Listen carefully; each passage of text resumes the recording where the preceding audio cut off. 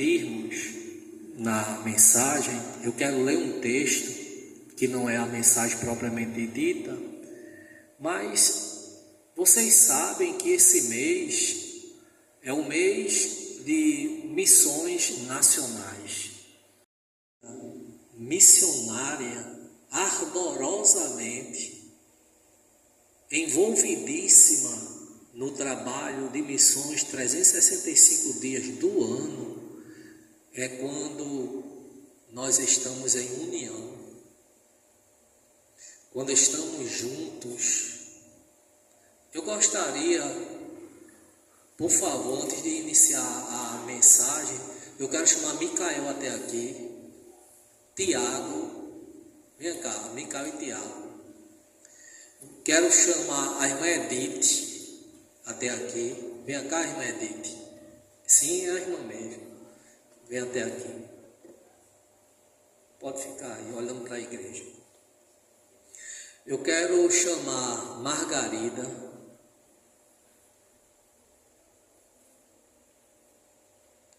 A irmã Lúcia. Vem cá, irmã Lúcia também. Pichita. O irmão Luiz, Aprígio, Mauro, vem cá Mauro, tu também, vem cá, Rogério,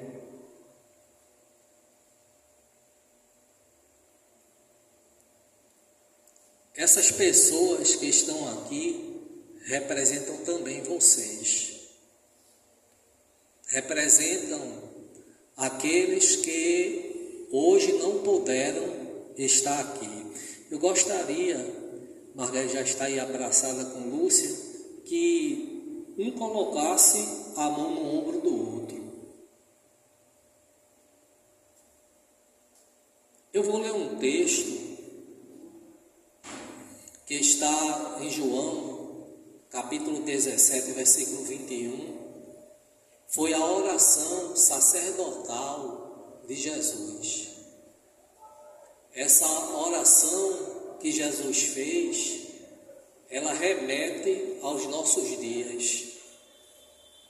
É uma oração que visa a igreja dele através dos séculos.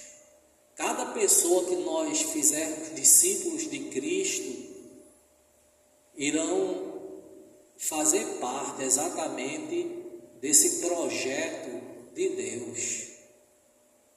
Veja o que é que o versículo 21 do capítulo 17 de João nos diz.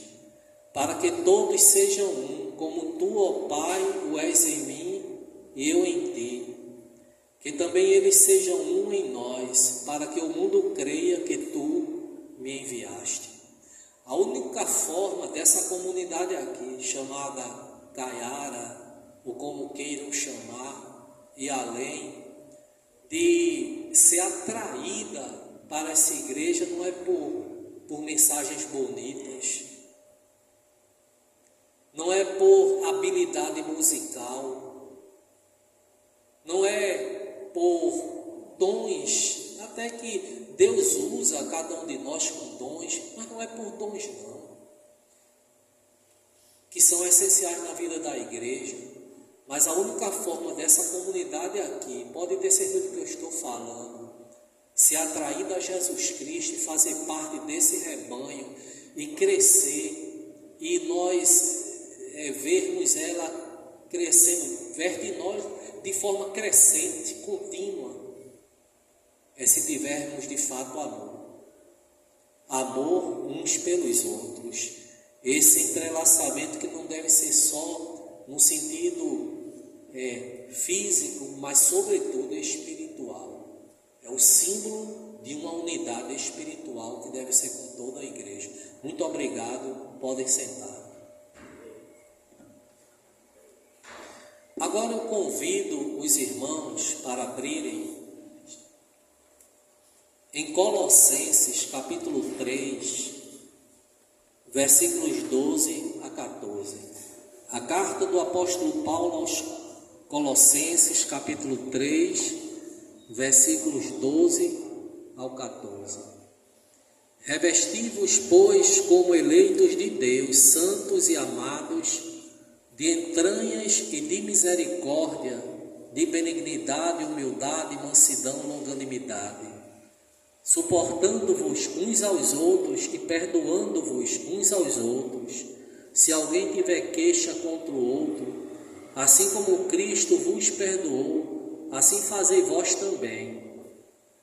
E sobre tudo isto, revesti-vos do amor, que é o vínculo da perfeição.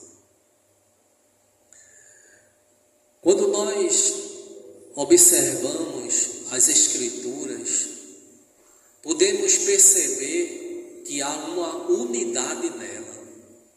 Se vocês observarem os 39 livros do Antigo Testamento e os 27 livros do Novo Testamento, há uma sintonia, há uma ligação plena, porque está a mente do Espírito Santo. Essa mente associada com o Pai e o Filho, a Trindade sacrossanta.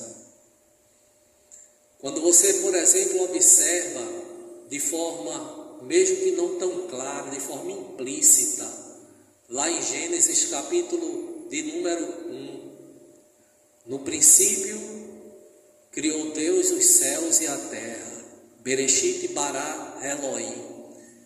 E essa palavra Elohim é plural, traz a ideia de deuses. Muito embora não compreendamos exatamente a princípio, porque está de forma não tão clara, só que as Escrituras, ela é dinâmica, ela vai paulatinamente, de forma crescente, se revelando através dos séculos. Você observa, por exemplo, Gênesis, o capítulo 1, versículo 26, quando Deus concluiu o que havia feito. Por último, ele disse: façamos o homem a nossa imagem, conforme a nossa semelhança. Observe mais uma vez ele colocando no plural, façamos. Você vai para Gênesis 11, versículo 7, quando quiseram construir aquela torre, e Deus não se agradou do que eles estavam fazendo, disse: desçamos e confundamos ali a sua língua. Quando ele projetava colocar um profeta para pregar às nações, lá em Isaías capítulo 6, versículo 8, ele diz: a quem eu enviarei e quem irá por nós? Vejam mais uma vez aí a Trindade sendo apresentada. E os séculos se passaram, Deus se revelou de várias formas, e de forma mais explícita no Novo Testamento. Por isso que a Bíblia, ela é dinâmica, a revelação é paulatina. Você vê lá em Mateus capítulo 3, versículo 16 e versículo 17, quando Jesus estava se batizando no Rio Jordão, após ele ser batizado, e o batismo foi por imersão, quando ele sai das águas, o Espírito desce em forma de pomba e pousa sobre ele, e ouviu-se uma voz do céu que dizia: este é meu Filho amado, em quem tenho grande alegria.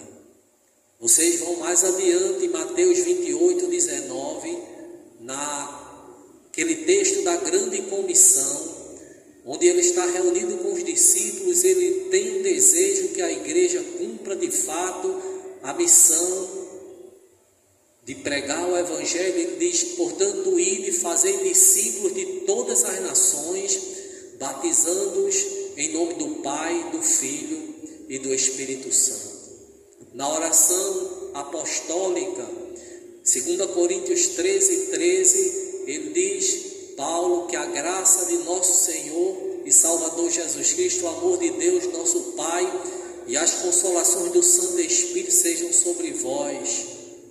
Observem que aí em tudo podemos perceber a trindade, a unidade. Se você pergunta assim, quem é Deus? Há um só Deus que se manifesta na pessoa do Pai, do Filho e do Espírito Santo, um Deus triúnico que vive em unidade. Não há dissociação entre eles, mas há harmonia entre eles. Eles são homogêneos, em unidade, entrelaçados. Lá em João capítulo 5, versículo de número 19, Jesus diz que o que faz, só faz aquilo que vê o Pai fazendo, porque tudo quanto o Pai faz, o Filho faz igualmente. Assim no versículo 30 desse mesmo capítulo, você vai para João 10, 30 e Jesus diz, eu e o Pai somos um. Podemos observar a harmonia de Cristo. Quando você vai aqui para João, onde eu a princípio li para vocês, no capítulo 17, por exemplo, no versículo de número 5, agora glorifica-me, ó Pai, junto de ti mesmo, com aquela glória que eu tinha contigo antes que o mundo existisse. Antes mesmo do mundo ser mundo, Deus já havia em Cristo estado em unidade. A unidade não é simplesmente porque Ele veio ao mundo, não, mas essa unidade já existia. E quando Ele formou a igreja, resgatou a igreja, a mim e a você, com seu próprio sangue, Ele quer que vivamos também em unidade. A igreja é corpo. Aqui está meu braço, faz parte do corpo. Então cada um de nós somos membros e juntos formamos um corpo e temos como cabeça Jesus Cristo. Esse pé esquerdo só vai para aqui porque meu cérebro está dizendo que ele vai e ele obedece. O direito só vai para cá porque ele também está dizendo. Mas se porventura meu cérebro disser, pé, vai para o lado esquerdo, e o pé simplesmente for para o direito, ele está em desarmonia com o cérebro, está desobedecendo. Então, quando membros do corpo de Cristo não estão interagindo, não estão em unidade, não estamos vivendo uma vida de koinonia entrelaçada, como a cabeça pode estar feliz, como Cristo pode estar feliz, se Ele mesmo dá ordem, Ele é Senhor e não está vendo seus servos em obediência a Ele. Se Ele diz vá para a direita, a igreja vai para a esquerda. Se Ele diz vá para a frente, a igreja vai para trás. Não pode haver crescimento, desenvoltura na igreja, se a igreja não está em sintonia com a cabeça que é Cristo. E nós, como membros, precisamos entender que a única forma de vivermos vitoriosamente, de uma forma entusiasmada, cheia da graça do Senhor, é quando estamos em unidade. Não é sem razão que o Salmo 133, o salmista diz, ó, quão bom e quão suave é quando os irmãos vivem em união. E no versículo 3, o salmista diz, é ali, naquele lugar que o Senhor opera a bênção e vida para sempre. É dessa forma que Deus pode agir em nossa vida, quando vivemos de fato em unidade.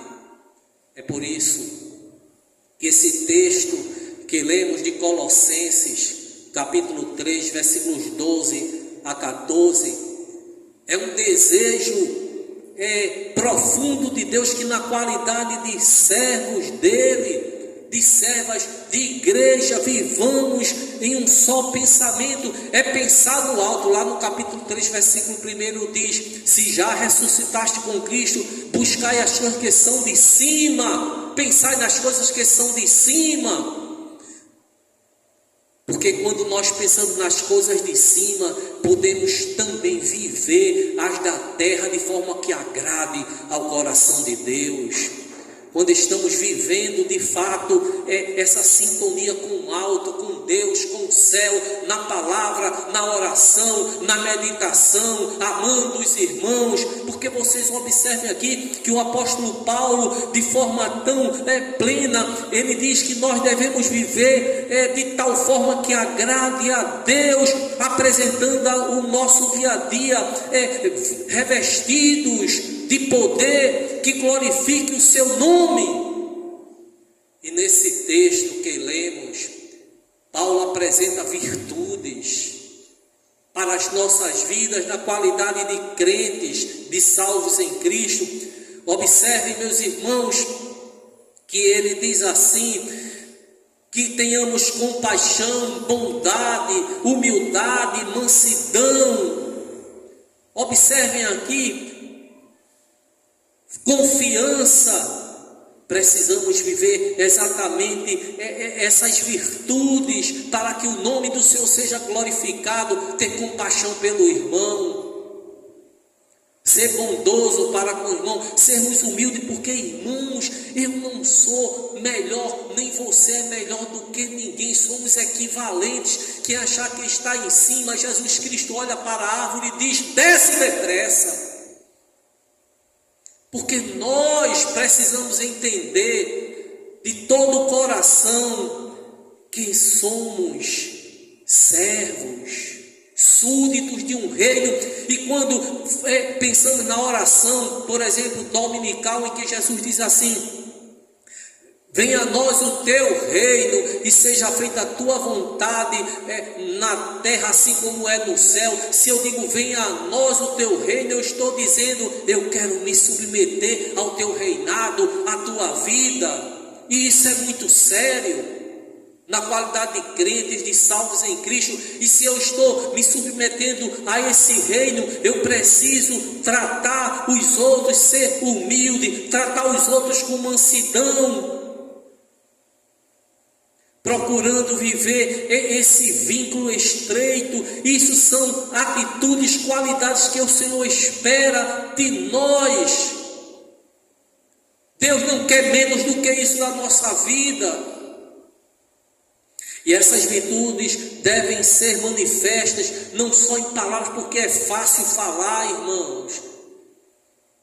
Eu tenho até facilidade de falar algumas coisas, mas eu não só tenho que falar, eu tenho que viver, e essa minha fala e as minhas atitudes devem estar equivalentes, porque um dia um aluno de escola bíblica dominical disse ao professor: o que o senhor faz não me deixa ouvir o que o senhor diz.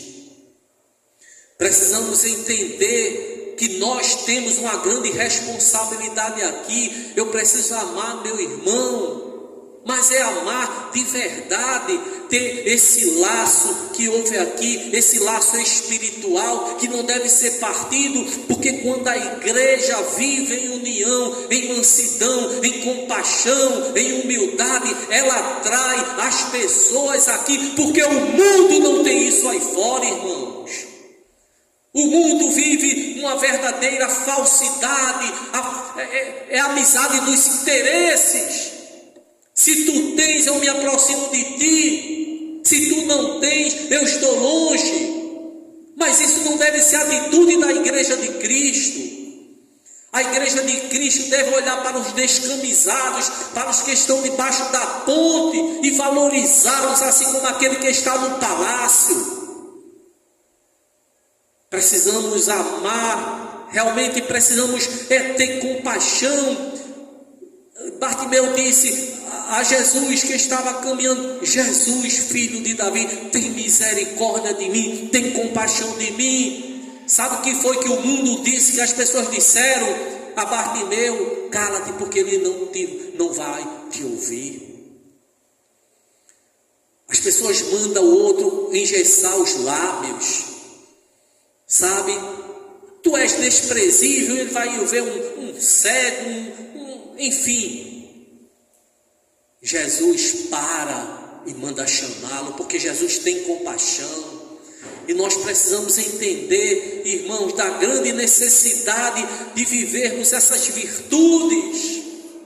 Vejam o que é que Paulo diz, que nós devemos perdoar uns aos outros. O perdão é essencial na unidade da igreja, porque se nós não perdoarmos, eu vou perguntar uma coisa aos irmãos, aqui, quem é que tem rixa com o outro?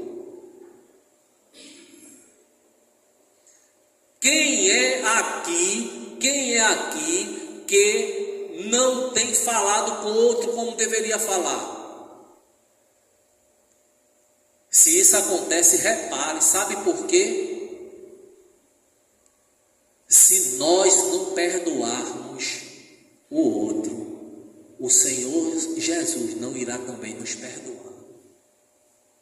Precisamos reparar o erro. Tem um canto que diz, o hino, olhar com simpatia o erro do irmão. Não, eu preciso olhar para o irmão, porque se eu for olhar para as atitudes, eu não quero saber de mim mesmo. Porque precisamos olhar que o outro é pessoa, que tem suas falhas, tem suas dificuldades na vida. Às vezes nós queremos tratar o outro como perfeito, só nós é que podemos errar. Não que devamos errar e precisamos lutar para errar menos, mas precisamos entender que devemos amar, perdoar uns aos outros. O perdão cura. O perdão traz paz no coração. O perdão eleva as nossas almas, o nosso coração. Olha, Jesus está em nosso meio, está batendo no teu ombro e dizendo, ei, você tem perdoado? Você está perdoando? Porque se você, eu estou batendo no seu ombro, se você não está perdoando, saiba que eu também não vou lhe perdoar. Precisamos levar isso a sério e não levar de todo jeito. Porque a igreja de Cristo, ela é uma igreja que foi comprada por um alto preço, o preço da morte dele, o sangue derramado ali na cruz do Calvário. E Jesus, meus irmãos, ele levou sobre si nossas mágoas, ele levou sobre si as nossas mentiras, os nossos erros, as mazelas interiores, tudo ele levou sobre si na cruz do Calvário. Por isso que quando você está enfrentando e tem dificuldade para perdoar, tem dificuldade de amar, quando você olha para a cruz, saiba que Jesus, ele deu o brado da vitória, está consumado, e ele ressuscitou ao terceiro dia para te dar vitória sobre toda e qualquer inimizade pelo poder do sangue dele. É possível vivermos uma vida assim, perdoando uns aos outros. Sabe por quê? Porque o texto é bem claro. E a paz de Deus, para a qual também fostes chamados em um só corpo, domine em vossos corações e sede agradecidos. Deus nos chamou para a paz, para vivermos em paz, amar um ao outro genuinamente, de todo o coração. Precisamos amar o nosso irmão. Se eu, por exemplo, tenho alguma coisa que magoei, eu te peço perdão. Precisamos amar uns aos outros e perdoar uns aos outros, porque só dessa forma veremos essa igreja cheia da graça do Senhor, do amor do Senhor, se vivermos dessa forma. Lembram do texto? Eu não quero, por conta da hora, mas lembram do texto que eu li de João, capítulo 17, versículo 21. Esse texto nos fala, e eu vou ler ele mais uma vez para nós encerrarmos. 17 e 21 diz, isso foi a oração de Jesus, ele está orando por mim e por você, para que todos sejam um, como tu, ó Pai, o és em mim e eu em ti, que também eles sejam um em nós, para que o mundo creia que tu me enviaste. A única forma do mundo crer que Jesus foi enviado pelo Pai é se tivermos amor uns pelos outros. Quando eu era seminarista, o professor meu, Davi Miller, era americano, eu havia feito entregue a ele algumas observações de um trabalho, era entrega de leite nessa época. Ele disse assim: a mim e toda a classe, a única forma do mundo aí fora conhecer Jesus e viver uma vida para Jesus é se tivermos amor no coração uns pelos outros. Sem isso, é tudo sino que retine. É como se fosse uma lata vazia que jogasse, fizesse bastante barulho. Se não tivermos amor, precisamos amar uns aos outros e perdoar genuinamente uns aos outros. Reflita sobre isso. Amém? Muito bem, nós iremos orar, agradecer a Deus, porque até aqui nos ajudou o Senhor. Muito obrigado, Pai, de todo o coração, pelos momentos aqui vividos, pela tua serva que dirigiu o culto, pelos teus servos, serva que participaram do louvor, e toda a tua igreja, que juntos possamos fazer o melhor, porque o nosso propósito é propagar as verdades eternas da tua palavra no mundo tão carente. Ajuda